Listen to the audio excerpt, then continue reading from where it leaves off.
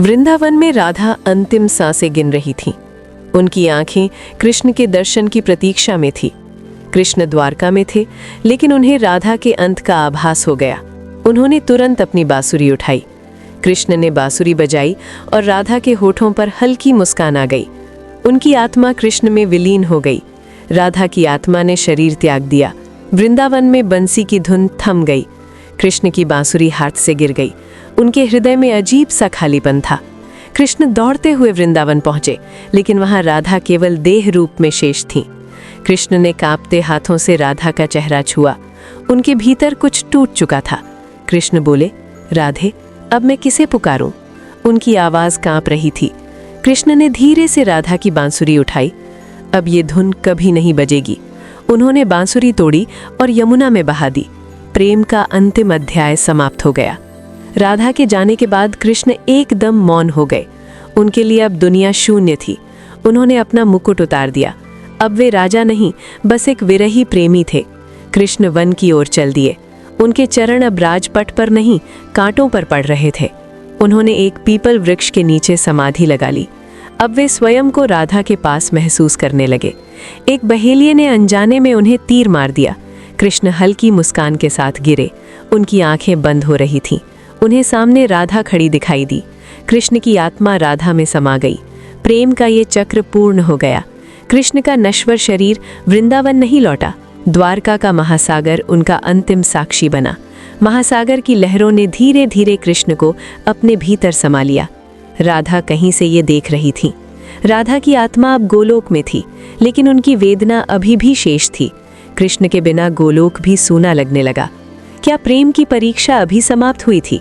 राधा ने कृष्ण को अंतिम बार पुकारा, श्याम, लेकिन कोई उत्तर नहीं आया। गोलोक में एक आकाशीय आवाज गूंज उठी, अब ये प्रेम बंधन से मुक्त है। राधा मुस्कुराई। उनकी आंखों से अंतिम आंसू गिरा। प्रेम अब अनंत हो चुका था। गोलोक में प्रेम अमर था, लेकिन राधा के मन में एक अधूरी कसक रह गई। राधा बोली, श्याम, क्या ये प्रेम यहीं समाप्त हो जाएगा? गोलोक की हवाएं शांत थीं। अचानक कृष्ण की आत्मा प्रकट हुई। वे बोले, राधे, प्रेम कभी समाप्त नहीं होता। राधा ने कहा, अगर प्रेम अमर है तो क्या हम फिर मिलेंगे? कृष्ण मुस्कुराए। कृष्ण बोले, हाँ, जब धरती पर प्रेम फिर से जन्म लेगा, हम लौटेंगे। राधा ने अपने अश्रु पोंछे। तो मैं तुम्हारा इंतजार करूंगी श्याम। गोलोक में दिव्य प्रकाश फैला। प्रेम ने पुनर्जन्म का वचन ले लिया। गोलोक में प्रेम की दिव्यता थी, लेकिन राधा की आत्मा अभी भी व्याकुल थी। कृष्ण ने उन्हें स्नेह से देखा। राधे, इस व्यथा को मुक्त करो। राधा ने धीमे स्वर में कहा, श्याम, क्या मैं तुम्हें फिर पा सकूंगी? कृष्ण मुस्कुराए। हम प्रेम हैं और प्रेम कभी समाप्त नहीं होता। राधा ने अपनी आंखें बंद कर लीं। उनकी आत्मा कृष्ण में समाहित हो गई। गोलोक में एक दिव्य राग गूंज उठा। प्रेम ने समय से परे जाकर अमृतत्व पा लिया। अब न राधा अलग थी, न कृष्ण। वे सदा के लिए एक हो चुके थे। गोलोक में शांति थी, लेकिन राधा का हृदय अब भी बेचैन था। राधा ने कृष्ण से कहा, श्याम, प्रेम का ये विरह क्यों? कृष्ण ने हल्के से मुस्कुराते हुए कहा, विरह भी प्रेम की परिभाषा है राधे। राधा की आंखों से अश्रु टपक पड़ा। कृष्ण ने उन्हें अपनी हथेली पर संभाल लिया। ये प्रेम का अंतिम आंसू है राधे, कृष्ण ने कहा। राधा ने धीरे से कहा, तो क्या हम फिर मिलेंगे श्याम? कृष्ण ने कहा, जब प्रेम फिर जन्म लेगा, हम लौटेंगे। राधा ने अंतिम बार कृष्ण की ओर देखा, फिर उनकी छवि धुंधली पड़ गई। गोलोक में दिव्य प्रकाश फैला। कृष्ण और राधा अब शाश्वत प्रेम में समाहित हो चुके थे। गोलोक में चंद्रमा अपनी चांदनी बिखेर रहा था, लेकिन राधा का मन एक अजीब शून्यता में खो गया था। कृष्ण वहां खड़े थे, लेकिन आज उनके मुस्कान में भी एक गहरी शांति थी। राधा ने धीमे स्वर में कहा, श्याम, क्या ये हमारी अंतिम भेंट है? कृष्ण ने हल्के से सिर हिलाया।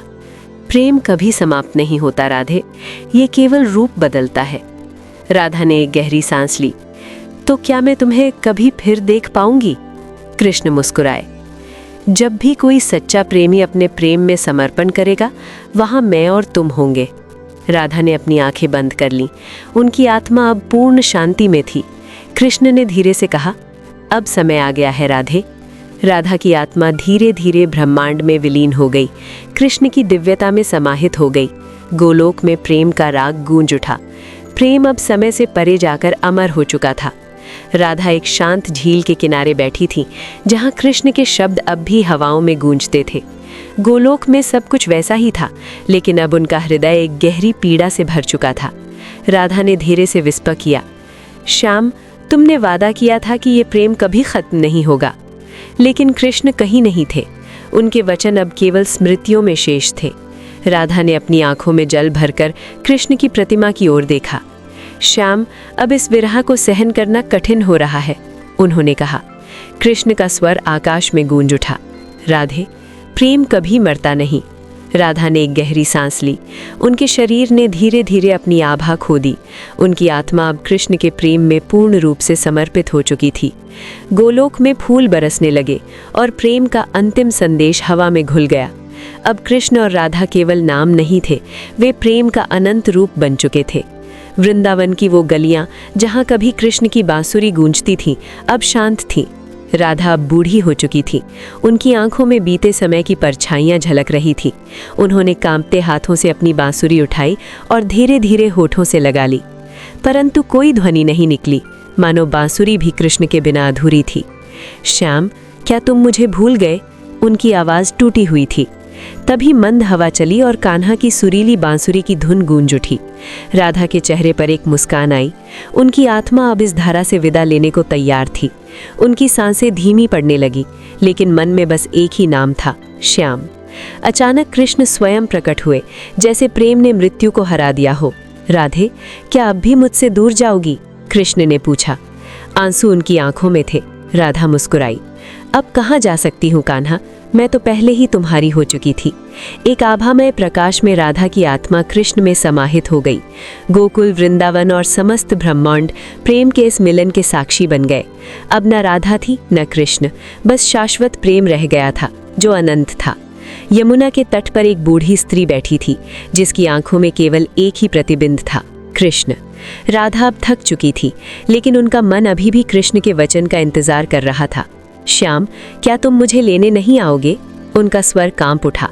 हवा में हल्की बांसुरी की धुन गूंजने लगी, मानो कृष्ण ने उत्तर दे दिया हो। राधा की आंखों में एक चमक आई, लेकिन शरीर अब जवाब देना बंद कर चुका था। उनकी हथेलियां धीमे धीमे कांपी, मानो कृष्ण के स्पर्श को महसूस कर रही हों। राधे, एक मधुर स्वर सुनाई दिया। कृष्ण सामने खड़े थे। राधा ने कांपते होठों से कहा, तुम आ गए श्याम। कृष्ण ने उनका हाथ थामा। राधे, ये देह मात्र माया थी और प्रेम शाश्वत है। राधा ने एक लंबी सांस ली।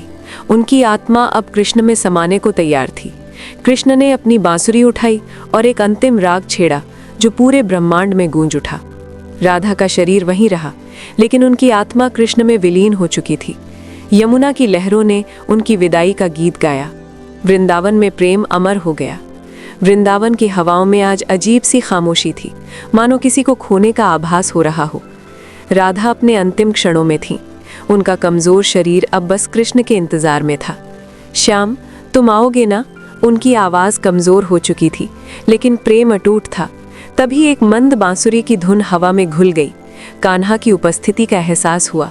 राधा की सांसें धीमी हो रही थी, लेकिन दिल में बस एक ही नाम था, कृष्ण।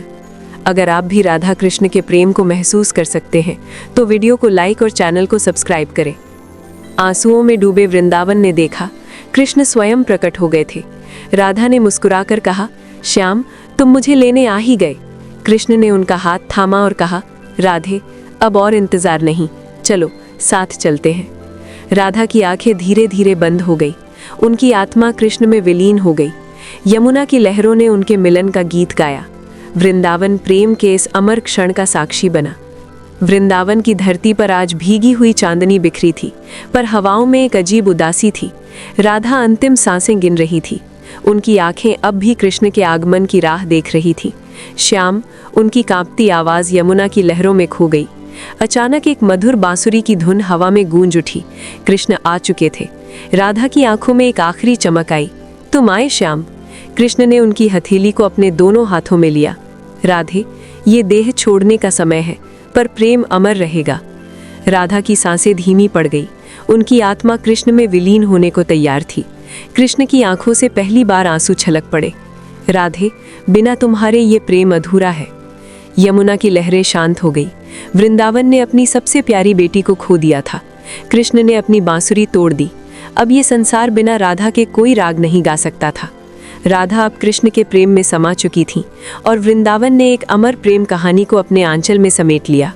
वृंदावन की धरती पर आज अजीब सी खामोशी थी, जैसे प्रेम स्वयं मौन हो गया हो। राधा चली गई थी, पर कृष्ण अब भी वहीं खड़े थे, खाली, मौन और असीम पीड़ा से भरे हुए। उन्होंने धीरे से राधा के माथे को चूमा और कहा, राधे, तुम्हारे बिना मैं अधूरा हूँ। कृष्ण ने अपनी बांसुरी तोड़ दी और उसे यमुना में प्रवाहित कर दिया। गोपियाँ रोने लगी, वृंदावन की हवाएं विलाप करने लगी। कान्हा अब पहले जैसे नहीं थे। राधा के बिना कृष्ण ने वृंदावन छोड़ दिया और फिर कभी वहां नहीं लौटे। बरसों बाद द्वारिका में कृष्ण अकेले बैठे थे, राधा की यादों में डूबे हुए। तभी एक तीर उनके पैर में आकर लगा। उनका शरीर धीरे धीरे शिथिल पड़ने लगा। कृष्ण ने मुस्कुराकर आंखें बंद कर ली। राधे, मैं आ रहा हूँ। उनका शरीर धीरे धीरे इस दुनिया से विलीन हो गया और आत्मा राधा के प्रेम में समा गई। स्वर्ग में राधा और कृष्ण फिर से मिले, जहाँ कोई विरह नहीं था, बस शाश्वत प्रेम था।